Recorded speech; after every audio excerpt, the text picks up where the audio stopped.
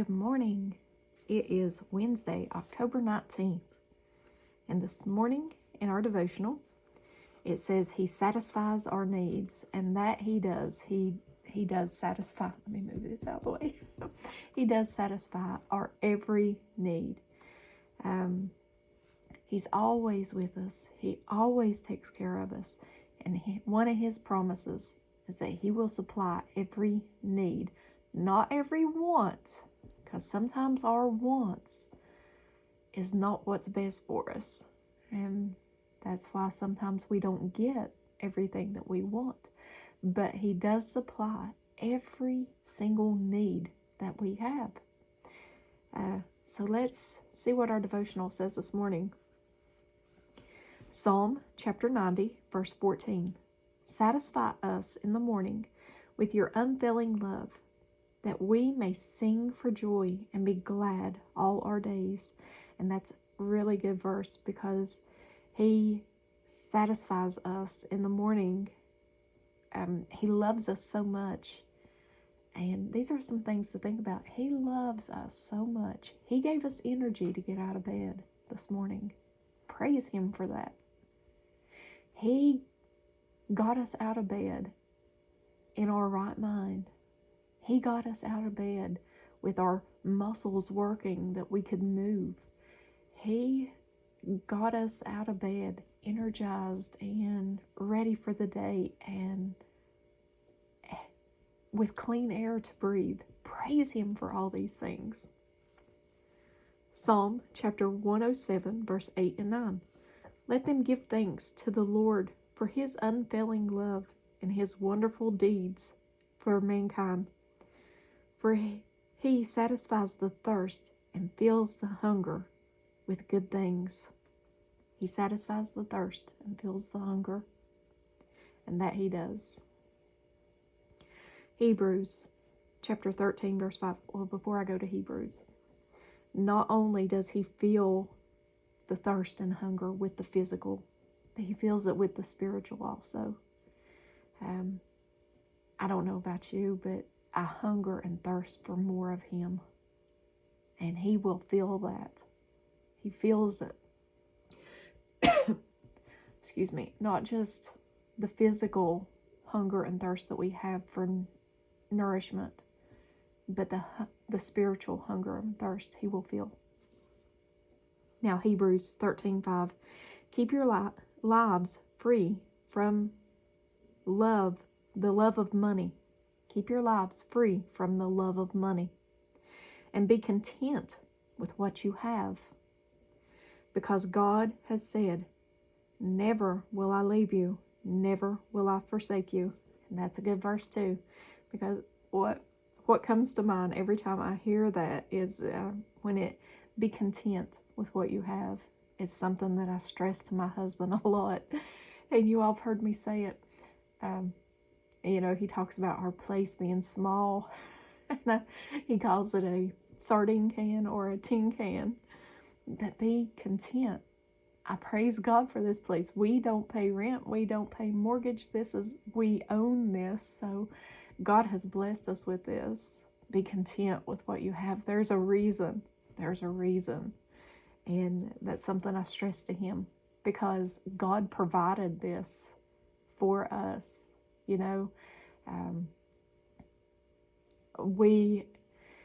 Me and him both has worked in our lives, and I'm no longer working, but he is. And, 2 years ago, he lost his full-time job and he's on call now. So there was a reason that God provided this place when he did.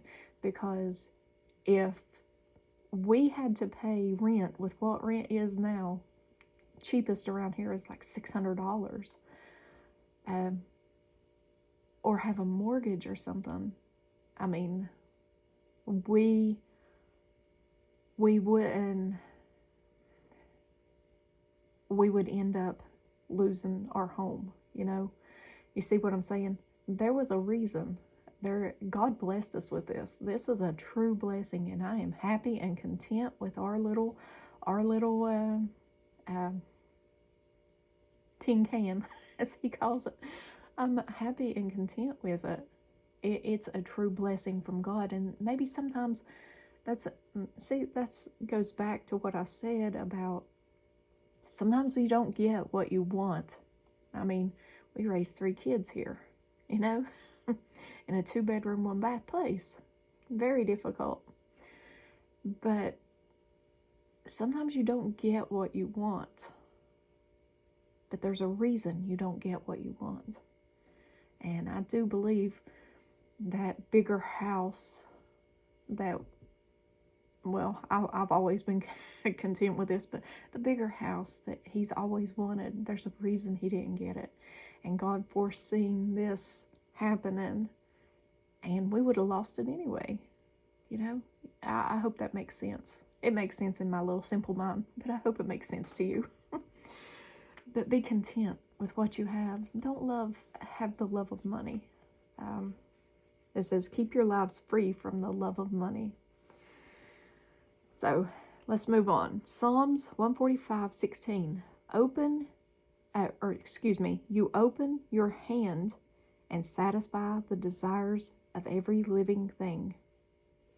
You open your hand and satisfy the desires of every living thing. 1 Timothy chapter 6, verse 6 and 7. Godliness with contentment is great gain, for we brought nothing into the world, and we can take nothing out of it. It's a very good verse. Let me read that again. It's 1 Timothy 6, verse 6 and 7. Godliness with contentment is great gain, for we brought nothing into the world, and we can take nothing out of it. You're not going to take anything with you.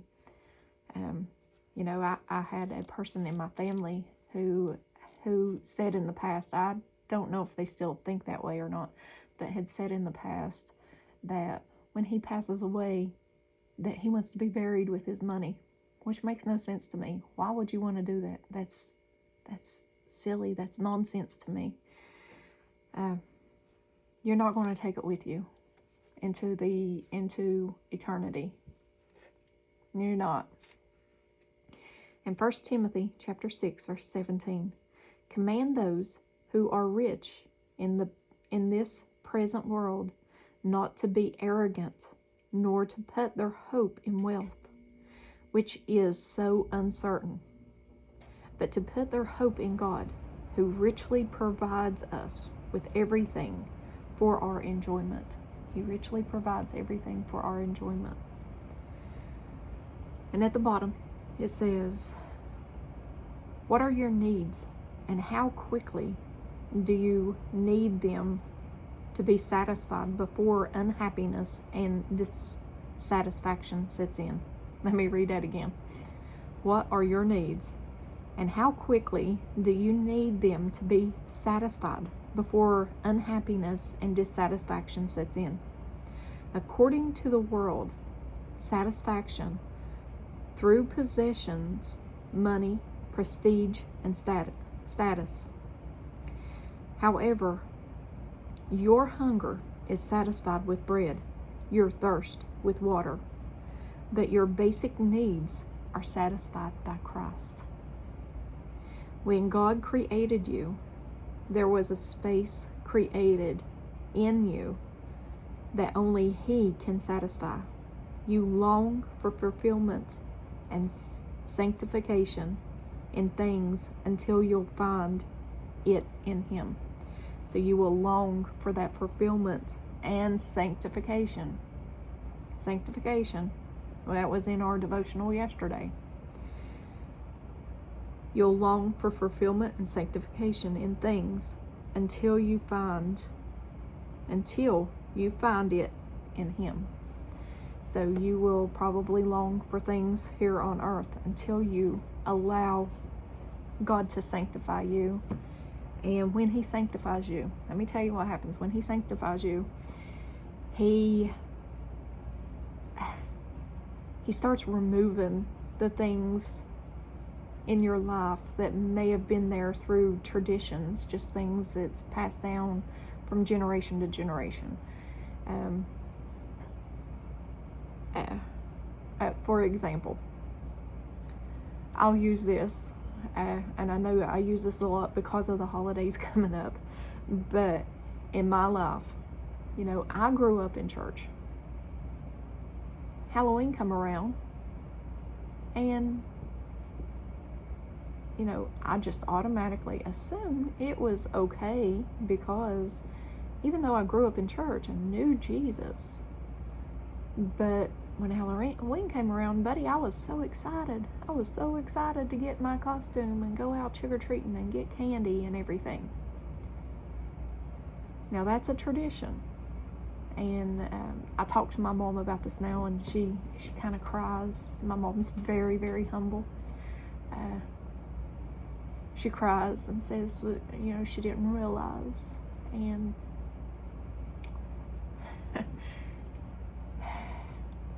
but now we realize, because it's traditions, it's passed down. And her mom done it with her when she was little, you know, and I'm sure my grandma's parents done it with her, you know. It's traditions that's passed down. And then we have the mindset that it's okay because, hey, my mom done it, my grandparents done it, you know.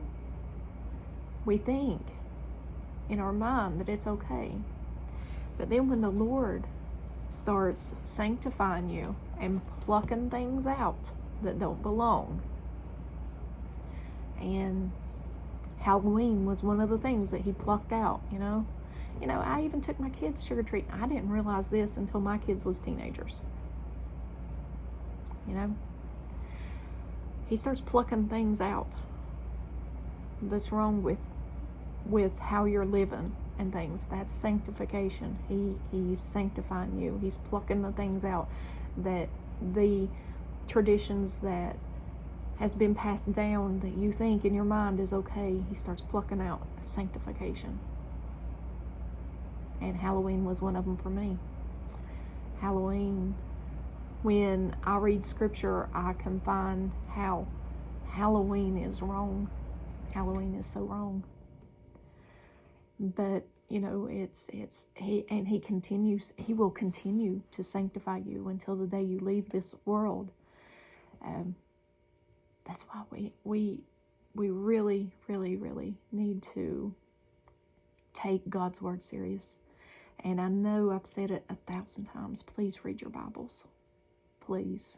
And I know I get backlash for it. I get cussed and everything for saying read your Bible. I get told that it's a work and all this. God left scripture here. God left his word here for us to learn from, so that we can be sanctified, so that we can help build each other up, so that we can help edify each other. There's a reason. And I say it 1,000 times. Jesus is the perfect example on how we should live. How do you build a relationship with someone who you know nothing about? Can't be done.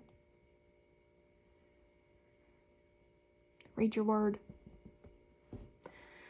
That's all I'll say this morning. I know people don't like when I talk about traditions or reading your Bible or repent or prayer. You know, to me, I want to do these things. So don't judge me. Don't judge me and say that I'm legalistic, is a word that they've used, because I have a heart's desire to do things for him. I have a heart's desire to learn about him. So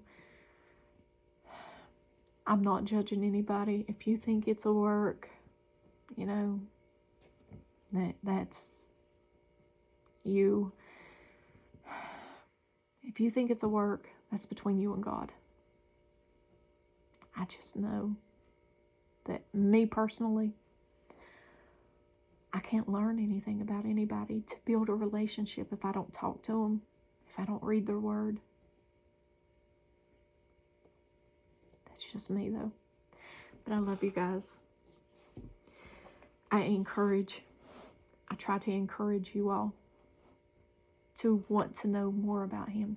That's what's important. So I'll leave y'all with that. Have a very, very, very blessed Wednesday. Give me a thumbs up or a thumbs down. It don't matter. Like, share, and subscribe. Join me on the Disciple server. The link is down in the description box. It's really quiet on there, but there is a few study groups that's on there, and myself and Tracy and Jess, and join us on there. It's a good place to try to fellowship, and there is voice chats in there that you all can go in and just fellowship with one another, and it's a good place to go if you just want fellowship and things. So join me on there. The link is in the description. I also have Telegram. I go by All Glory to God. That's kind of my saying now, all glory to God. That comes from 1 Corinthians 10:31.